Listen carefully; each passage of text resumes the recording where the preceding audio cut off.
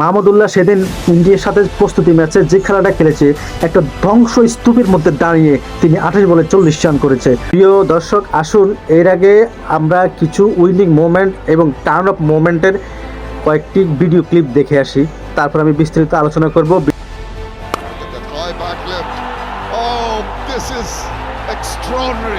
This time he gets 6 and brings up a magnificent half century. Oh, cracker! Absolute beauty first start. Saifuddin, the perfect start for the home team.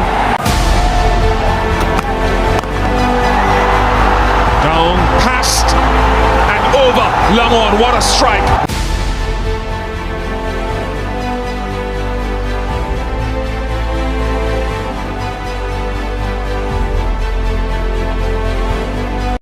প্রিয় viewers, বাংলাদেশের জনগণের, বাংলাদেশের cricket প্রেমীদের স্বপ্ন আকাঙ্ক্ষা কবে পূরণ হবে?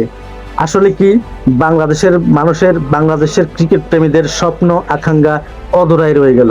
আজকে 25 বছর বাংলাদেশ ক্রিকেট খেলছে, কিন্তু আমরা আজ পর্যন্ত একটা বড় কোনো টুর্নামেন্ট জিততে পারিনি। এটা আমাদের অনেক কষ্ট এবং বাংলাদেশের ক্রিকেট প্রেমীদের মনের ভিতরে অনেক কষ্ট। বাংলাদেশ যখন বিশ্বের বড় বড় দলগুলোকে হারাতে শুরু করলো, ঠিক তখনই বাংলাদেশ টিমের মধ্যে একটা ফাটল সৃষ্টি করা হলো। এটা আসলে মানে একটা নিঃসন্দেহে আমরা ষড়যন্ত্র দেখছি।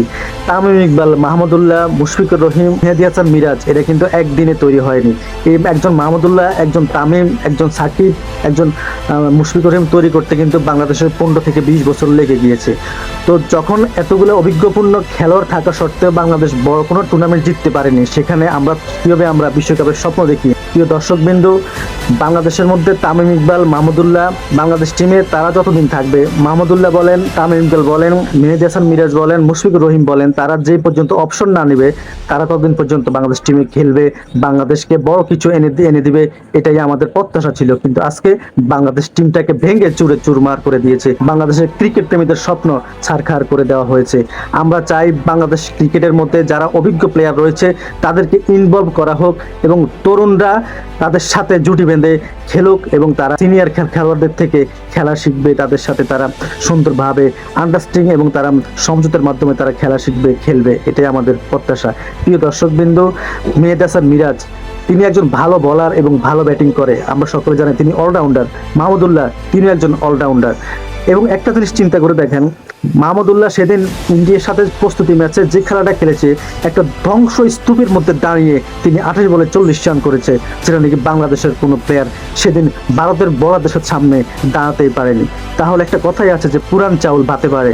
তামিম ইকবালের মতো একজন প্লেয়ার, যে টি-20 ফরম্যাটেও তিনি সেরা, ওয়ানডে ফরম্যাটেও তিনি সেরা, তিনি আজকে দলে নেই।